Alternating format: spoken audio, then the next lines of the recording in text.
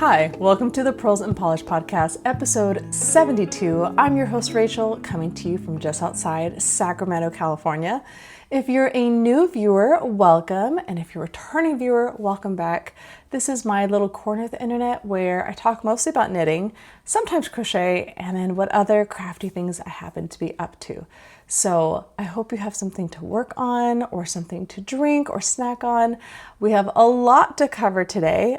I had a bit of a hiatus for about 3 weeks, took a little break, mostly because I didn't have a whole lot to talk about, but also we just had a lot going on. But things are slightly slower, not by much, but excited to share a lot of things with you in today's episode. As always, links to my Instagram, my Ravelry, my email are all in the description below, along with all of the yarn dyers, designers, and makers that I mentioned in today's episode. So make sure you check those out. So first you will notice, if you're a regular viewer, that this is not my typical setup. Usually I'm in my kids' room, sitting in front of their closet because I get a lot of great sunlight over there. Today we're in a different room. This is where I used to record in the earlier days of the podcast. But this room was available today. It's like, you know what? It's been a while. Let's give this a try and just kind of change it up a little bit. So welcome to this corner of my house. My puppy Sabine is sleeping by the door, so we'll see how long she ends up staying in the room or if she gets tired and wants to go wander somewhere else. But let's start with our episode. We're going to go a little bit out of order. We're going to start with some life updates. Like I said, it's been about 3 weeks since our last episode, and we wrapped up school, so now everyone is out of school. We wrapped up our Taekwondo season, so my kids and I all do Taekwondo, and we all compete. So our competition season ended in May. I finished the season with a state title in traditional weapons. So that was really exciting to be best of the women in my age bracket and my rank. So that was really great. And then because I did well for the season and I qualified in 4 events, I won a title in 1 event and qualified in 3 others, I had the opportunity to go to Arizona for our district tournament. So that was all of the qualifiers for California, Arizona, Nevada, and Hawaii. So went to that, never been to Arizona before. It was lovely, the parts I got to see. I was only there maybe 24 hours total, probably even a little less than that. I literally just went for this tournament. But it was lovely to see the parts that I did get to see. But did fairly well. I have not competed against such a large group of women before. So that was nice to just kind of get a feel of what it's like having a large ring. Wasn't super happy with how I performed, but that's part of the learning experience. So I have some pointers that I want to talk with my instructors when I go back to class, see if I can maybe learn a different weapon for this next competition season, maybe add some events to my repertoire. But overall, had a great time. It was great being able to support other students from our school who also went. We had a great time. And then I was very happy to come home, be with my husband and my kids and my dog, and back in my own bed. So that was all kind of happening all within like a week or 2 of each other. So didn't have a ton to show over those last 3 weeks that we kind of didn't have an episode, but I've got several things that are finished, several things in the works. So let's start with some finished objects. So my first finished object is my It's Bred sweater. And I am so excited that it's done. I'm going to try and kind of hold it up in sections. So this sweater is The Weekender by, what's her name? I just blanked. I want to say Jennifer, but it's not Jennifer. It's Andrea Mowry. She designed the Weekender sweater. It's a worsted weight, oversized sweater. So it's about 10 inches of positive ease. So if you're not familiar with that phrase, it means whatever your size is, if it were to be like touching your skin, like skin tight, you would add 10 inches to that. So I did a size 2, which I think was like 46 inches, something like that. So it's definitely bigger than like a tank top that's, you know, right next to your skin. And that's kind of the idea, to have a sloucher sweater. The nice thing about making your own sweater is you do have a lot of control. If you want an even larger sweater, you can knit the next size up. If you wanted something more form-fitting, you can knit a size down. So I went with what was suggested by the pattern, and it is done. So I love how it turned out. It's a little wrinkle here. I think I stretched it funny when I dried it. But I love how it turned out. I love the color. I love how soft the yarn feels. And so I'm very excited to wear this this winter as it gets cold. It is heating up in California right now. So now is not the time to put a sweater on. I'm very happy how this turned out. The yarn I used is by Woolberry, and it's their berry worsted weight. And the yarn color is It's Bred. So it's not brown, it's not red, it's Bred. So this has been in my stash for at least a year. So it was really great to be able to work it up, get some stash out, but also have a great sweater to wear when it gets cold again. So very excited about that finished object. I think this got started in January, and I didn't work on it consecutively. There were many weeks where I didn't touch it at all, but it was also great to have a larger project be done. So that is the first finished object. Next, I have my Freckled Whimsy Yarn Club of the Month socks done for the month of May. So this was kind of down to the wire. The yarn came in late, and I believe the yarn dyer with Freckled Whimsy, I believe she was sick, if I remember correctly. But it came a little later in the month, which was fine. That didn't really bother me at all. And I understand that life happens and people get sick, and so sometimes things get delayed. Not a big deal. So I started this in the later half of the month and didn't finish them until like the last day of May. But they are beautiful. So this yarn color is called Kiss Among the Tulips. And I love how it turned out. So I did do matching socks. So they are started in the same place. And I did the heels the same. Everything looks pretty even. And I'm really happy with how those turned out. But I'll show you just the one. So I love how bright these colors are. My kids say that reminds them of watermelons. I agree. The pattern I used was the String of Lights by the Sock Witchery, and I've done this pattern a lot and I really enjoy it. It definitely lets the yarn kind of shine and be the center of attention in this pattern, but you still have some great texture that really adds to kind of whatever yarn you're using. It doesn't take away from the yarn. So always a great choice if you need something besides a vanilla sock that's not going to be too complicated. So highly recommend both of these. Those are done. My third finished object are my Fleegle Heel socks. So this is a pattern I've been writing up, and it is being finished up and testing. If you are one of my testers, thank you so much for working on this pattern.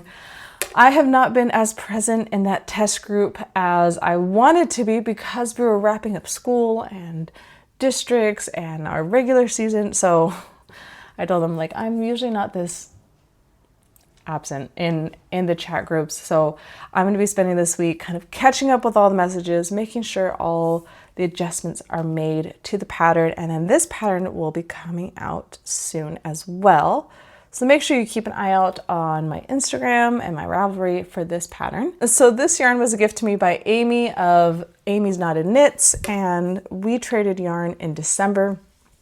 So this was the second 50-gram skein that she gave me.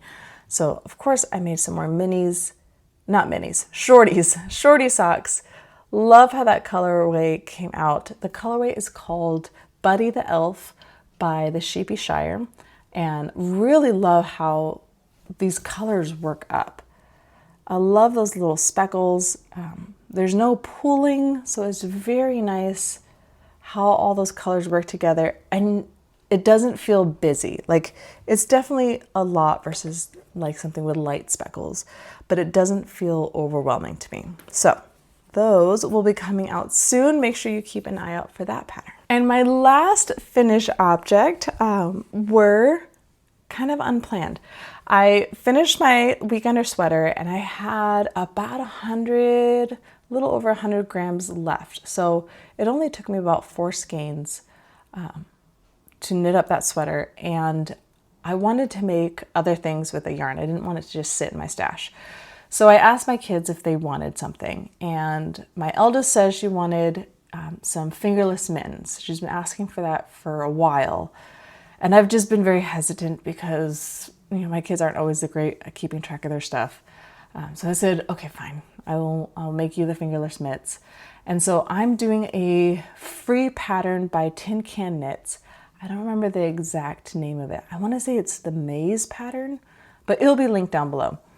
They have a whole series of like, let's knit your first hat and your first sweater and your first mittens, your first scarf. And it has sizes from baby to adult, which is really great and very accessible. So I went with that pattern. I liked how it looked. I liked that it was free.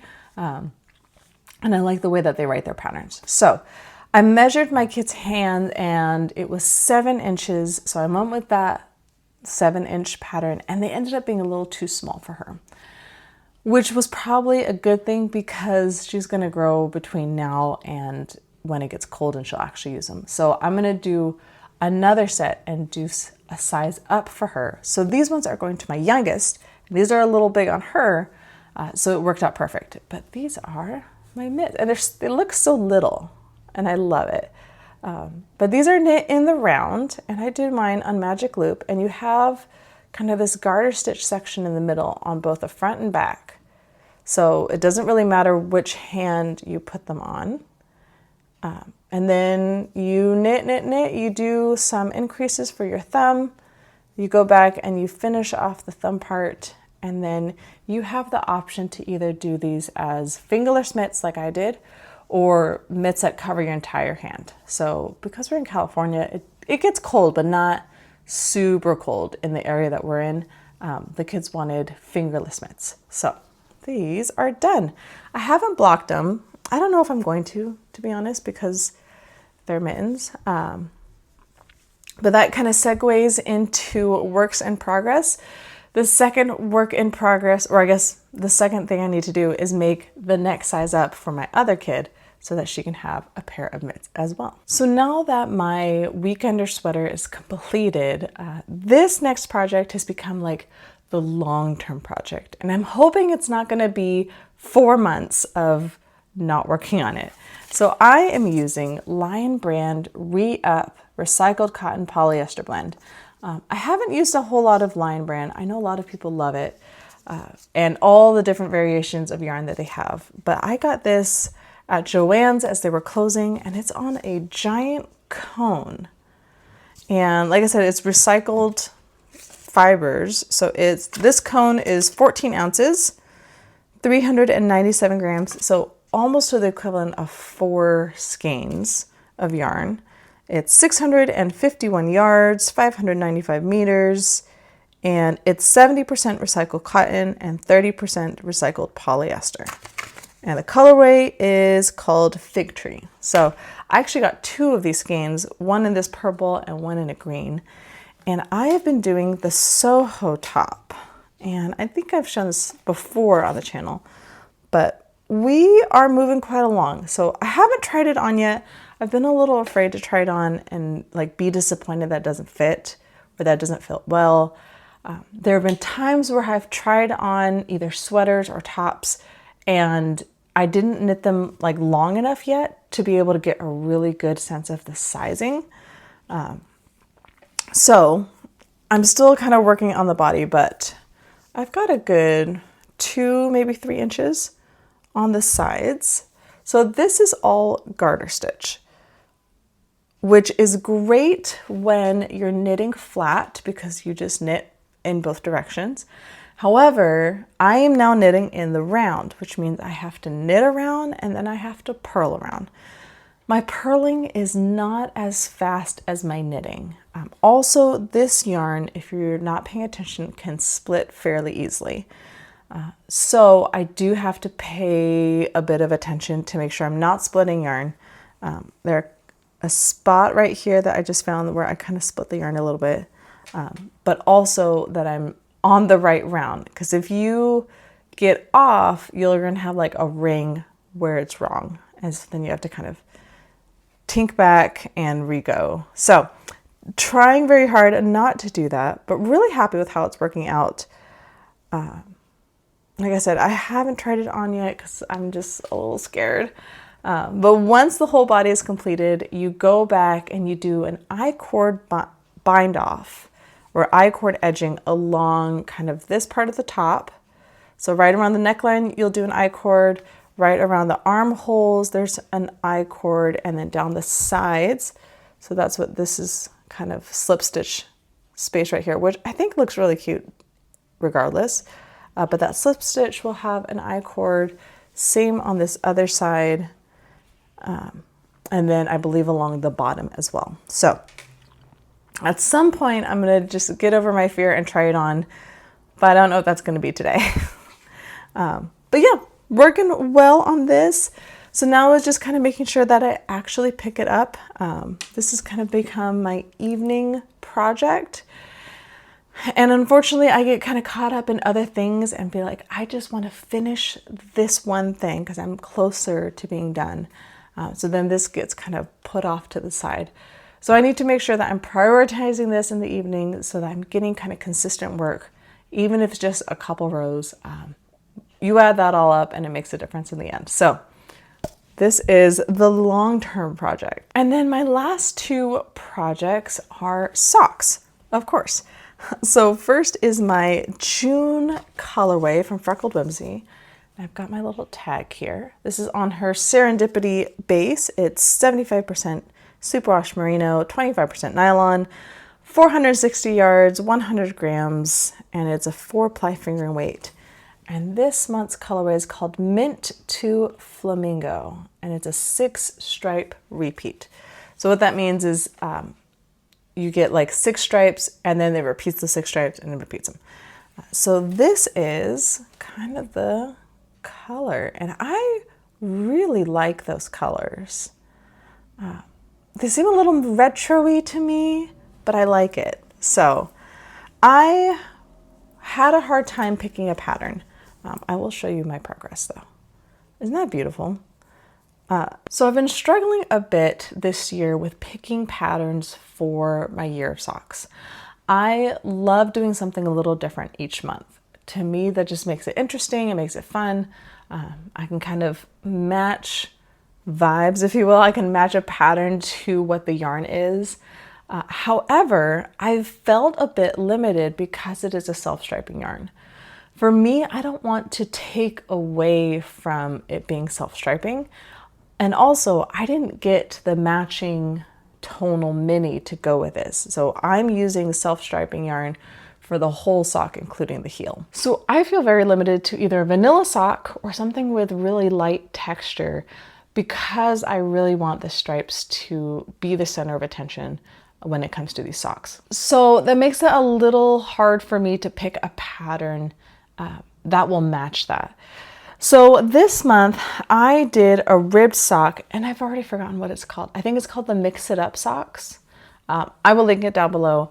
I've done this pattern before, and it's great for using up scraps or minis because you can kind of do randomized stripes.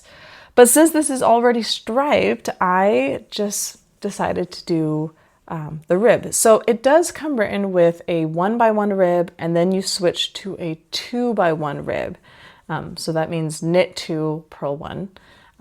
Or you could just do the 2x1 rib from the beginning and just, throwing things, and then just knit the sock through. So I decided to do that. So it is a rib sock. There's not a whole lot to it. It is written with the option to do a heel flap and gusset, which is what I typically do, or you can do an afterthought heel. I love the idea of an afterthought heel. I don't do them super often because I need a little more room in my instep where like my heel is. I don't like my sock being stretched a whole ton, which is why I love the heel flap and gusset, because it gives you that little extra room in the gusset. However, when I have a ribbed sock, the rib will kind of compensate for that need of a little extra stretch, and it will kind of tighten up in the areas that you need it to tighten up in. So because this is a rib sock, I'm going to do an afterthought heel. So I have knit my leg, which is going to be this ribbed section, to the length that I want. So normally I do 20 rounds for the cuff and 60 rounds for the leg. In this instance, I did 80 rounds because that is 60 plus 20. And then I put a marker in. It's actually kind of rotated on the side. But that's where my heel is going to start. So I will put in my heel right where this orange stripe is, and then keep going. So I am at a point where I probably should put my heel in just so I know how much further I need to knit before I start my toe. I know a lot of knitters, they don't measure. They know how many inches they need to subtract from their total foot length for their heel. And so they just knit the whole sock, they knit the toe, and then they go back and knit the heel. I'm always a little scared that I'm going to measure wrong and not have it be long enough. So I like to put my heel in and then go back, measure, and make sure that it's long enough. And then for the second sock, I will probably just wait and put the heel in at the end, since I do these little pins every 10 rounds. So I make sure that my sock is exactly the same the second time around. So there is that. So that is coming along nicely. Because it is a 2x1 rib, there's not a whole lot of thinking that happens. So I can just sit and knit. So I'm able to get quite a bit done in a slightly short amount of time. My last whip is something I started when I went to districts. I like starting a new project when I go on a trip, so I can kind of see how much time I've worked on it. Also, I knew I would have quite a bit of downtime, so I wanted to work on something that from the beginning, so I knew I would like have enough project for the whole trip. So when I went to districts, I did travel with a friend, and it was like an hour and a half, hour 45 flight. And I thought, oh, I will knit during the flight. We ended up talking the whole time. So I didn't do any knitting on the plane to Arizona. When I did get some knitting done at the airport before the flight. But during the flight, didn't get anything done. Was able to get some knitting done like that night when I was in my hotel, and then got some work done during the tournament. So let me show you my pattern and then I'll kind of explain. So I am doing the High Desert Socks by Lindsay Fowler, which is my favorite DK weight socks. I've done a couple other patterns and they were lovely, but this is my go-to. My sister went through my stash last December, and she pulled out all the skeins that she really liked to make her socks. So I think there were like 8 of them. So I've already made 1 pair this year, but it is June and I have not made another pair. So I need to kind of hustle a bit and get some more socks done for her. So by the time it gets cold, she will have lots of options of warm socks. She likes very muted, low contrast colors. If you see my sock collection, I like really bright, loud colors because those aren't colors I normally wear like in my shirts or sweaters or whatnot. So I like having those in my socks. She doesn't want that. She wants low contrast, just not plain, but just not as loud. So I was like, oh, okay, not as fun, but that's what she likes. So the yarn that I picked out of the ones that she picked, the one that I'm gonna do is this. It's like it's brown. It looks a little peach. It's like a peachy brown. But this colorway is called Great Tea Has That Effect. Yeah, Great Tea Has That Effect. So this is by Woolberry. And this was part of one of their lit boxes from 2024. And I don't remember the name of the book.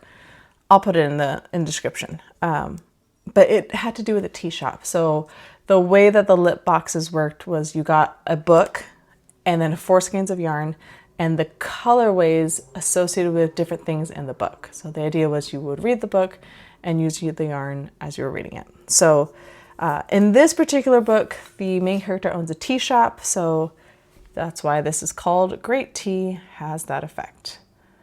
So it's a really nice kind of peachy brown color. It kind of reminds me of like Thai tea, like that shade of brown. And since there are black specks in it, I grabbed some black yarn out of my stash. This has been in my stash for a long time. I think I used this in one of my very early projects. I think I was pregnant with my first kid. So it's been maybe close to 10 years, 11 years that it's been in my stash. I only used a little bit in a project and it's just been sitting. And so I finally kind of redid my stash organization. And when I grabbed this yarn, it's like, okay, there's black speckles. I need a black as my contrast. So I grabbed this. And here is my progress so far. So on the pre-flight, I got the cuff done. And I think I started a little bit of the body, or the leg rather. In the hotel, I got the leg completely done. Or most of the way done. Most of the way. I finished the leg on the flight home and started the heel. And then I finished the heel this morning. So one of the many things I love about DK Socks is it goes by so fast. If you need a quick project, do DK Socks. The other thing I love about this project is that it is written for fingering weight yarn held double. So this is a skein of fingering weight yarn, and I'm using both ends of the skein to knit up the sock. And then when you do the cuff, the stripes, the heel, and then later the toe, you drop one of the yarns. I was going to say threads, that's wrong. You drop one of the yarns, you hold one of the main colors with one of your contrast, and then you continue knitting. So I am loving how these are coming out. So that is the last thing I've been working on. I wasn't sure how much time I would have to work on these, to be completely honest.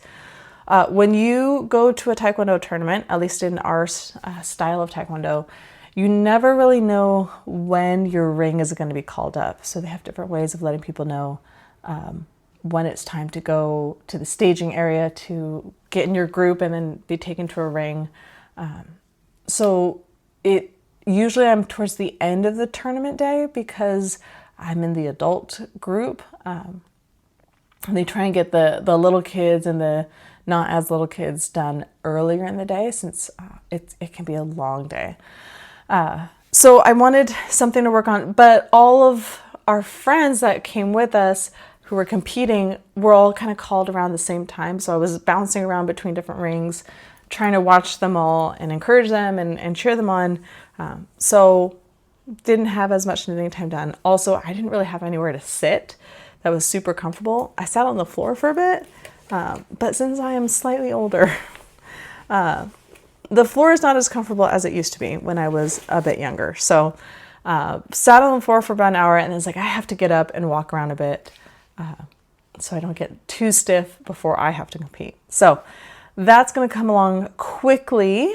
So now, as we're getting into summer, trying to figure out when I'm going to work on which project. If you've been here before, you've heard me say I like having 3 projects, no more. Definitely less. Sometimes I will just work on 1 or 2, but I don't like having more than 3 projects in rotation.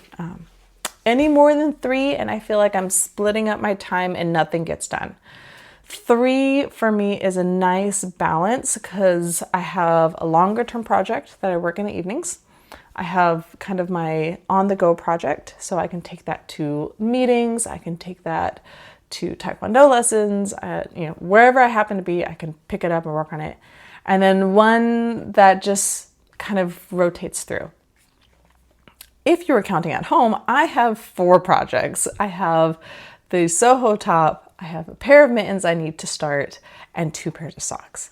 That is more than my 3 that I like having. So how am I going to approach these projects over the next, bit of time? Luckily, none of them have a hard deadline. If anything, the June socks have a deadline of the end of June, but we're still in early June, so I'm doing all right. And I'm most of the way done with that first sock. So I think what I'm going to do is I'm going to leave the mittens for Taekwondo lessons, since I tend to be there for a good chunk of time because both of my kids take lessons. So I'm going to just have that as my Taekwondo project. The other 2 pairs of socks, I will try and finish up the June socks first. And then since we have swim lessons coming up, that will be nice to kind of work on those in rotation between those 2 projects. And then the Soho top will get worked on in the evenings, ideally. So it shouldn't be too bad, too unmanageable, but we'll see how that goes. All right, reading and watching. I am still working on Oathbound by Tracy Deonn. I have about 2.5 hours left and it's still dragging. I really think it's me and not clicking super great with the narrator. I'm enjoying the story quite a bit, but it's just taking a really long time for me to get through this book. But that's okay. That's just how it is sometimes. Shows, I rewatched Arcane. I'm about halfway through the 2nd season, and I rewatched Shadow and Bone. I'm halfway through the last episode. After finishing Bones, I watched all of the episodes. I finally got to the season finale. I think they did a great job wrapping it up. But I kind of needed something familiar since I had just kind of been super emotionally invested in Bones. So started both of those shows, mostly because sometimes if I'm watching something, my kids will walk by and see what's on my phone or on my computer, and Arcane isn't always great for kids. It's a great show, but it's not super kid-friendly. And so I kind of needed something else that if my kids happen to walk by and see something on the screen, it wasn't going to cause problems or 6 million questions. So it was nice kind of alternating between the 2. And also just depended on the mood I was in, what I actually wanted to watch. But once those are both done, then I need to find something new to watch. I have a list of shows, but I haven't really committed to anything yet. All right, as we are heading into summer, if you've not heard, Kayla of the Crazy Sock Lady is not hosting Summer Sock Camp this year for lots of reasons. And there are some kind of summer knit-alongs that are happening. But I was kind of reflecting on what I wanted to do for my summer knitting. In years past, I've gotten really invested in summer sock camp and knit, 12 to 17 pairs of socks in an entire summer, which is a lot of socks. And then I get burnt out and then I don't want to do socks again until December. So I was trying to go through and how do I want to approach the summer? What are things that I want to focus on? And I started looking through my list of stash. So in my knitting planner, I know I've showed this before, but I keep a planner and it has kind of whatever it is that I'm working on. There's a color coding system and it helps me keep track of what I have kind of on the needles, what I've been working on, what still needs to get worked on when things are finished. And in the kind of notes pages, I go through and I write down all of my stash and I give it a number. And the number, there's a spreadsheet, but this kind of helps me keep track of what I actually own and what's in my stash and from who. And it's a little more manageable for me as far as how much am I actually getting done? Because I feel like that for me is a big stumbling block of I'm not getting anything done. I'm not getting my stash smaller. So by having a visual representation of what I own, what I've finished over the year has really helped with kind of that stash anxiety as far as I am completing things and I'm getting stuff done, and I am working through my stash. So that part has been great. But as I was going through my notes of like my personal stash, got a little, I don't know if anxious is the right word, but just kind of got a little overwhelmed of, I have a lot of yarn in my stash and I don't know if I'm going to be able to work through all of it. Or do I love this yarn now as much as I did when I bought it? So kind of working through some of those feels. I don't know if other knitters feel like that. There are some yarns that I buy and in the moment I am so excited to buy it. I'm so excited to work on it. And I take it and I put it away so it's not, rolling around. And then when I come back to it, it's like, I'm not as excited about this as I was when I initially purchased it. And then I feel bad. So, yeah, that's kind of where I'm at right now with my personal stash and with kind of my knitting. Wanting to work through all the things, but also having a very realistic grasp of I only have so much time because I work part-time. I have my kids that I'm doing stuff with them over the summer. And we're just busy people. Like this is a busy season of life for us. So trying to have realistic expectations of what can I actually get done this summer, and what is going to be something I'm going to be comfortable with, because I know I can get really disappointed if I don't accomplish the things. So that's a lot. So when I was looking at kind of what I wanted my summer to look at, it really came down to I just want to work on whatever I want to work on. And obviously for June, July, and August, that's going to be my Freckled Whimsy year of socks. I want to work on socks for my sister since she did ask for them. So I want to be able to make those this summer. And then, there's some yarn in here that I got and have the idea of doing a blanket with that. It's like, I want to be able to do that. There's some yarn that I have kind of set aside for some patterns, and I want to be able to do that. So yeah, just trying to figure out like how do I find that balance between working through my stash, getting stuff done over the summer when I have slightly more time, but also not getting disappointed that I didn't accomplish enough. So that is where I'm at with my stash and my summer plans. But mostly I'm going to work on what I want to work on, and not try and stick to a knit along or plan. I love knit alongs. I love doing knit alongs.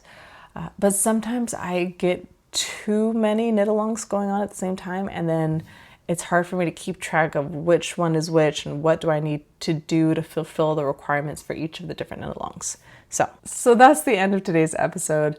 Thank you so much for joining me. I always look forward to spending a bit of time talking about my knits, sharing what I'm working on. If you have not liked and subscribed yet, please do. That helps with this channel being shared with others, and we're getting really close to 800 subscribers, so I'd like to try and hit that goal this summer. So like and subscribe. That will also let you know anytime we put out a new episode. I have gotten all of my pre-recorded tutorials out, so I need to record some new tutorials and have those slowly come out over the summer and into the fall. So if there's any tutorials that you would love to see, please put those in the comment section down below.